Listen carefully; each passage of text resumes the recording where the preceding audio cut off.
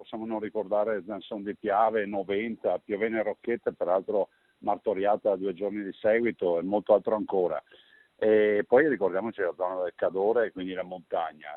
Lo stato di calamità l'ho già chiesto io, nel senso che la procedura è chiara, una procedura che non ha visto perdere neanche un istante nella rapidità, nel mettere in piedi, per cui ho già firmato gli stati di emergenza in questi giorni, perché lo stato di emergenza è aperto.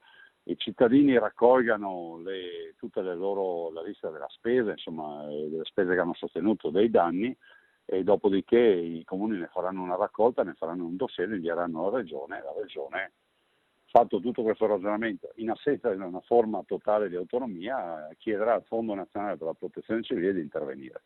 In molti casi il fondo è intervenuto, ristorando i danneggiati, in altri casi stiamo ancora tribolando. Presidente, abbiamo visto anche gravi danni all'agricoltura.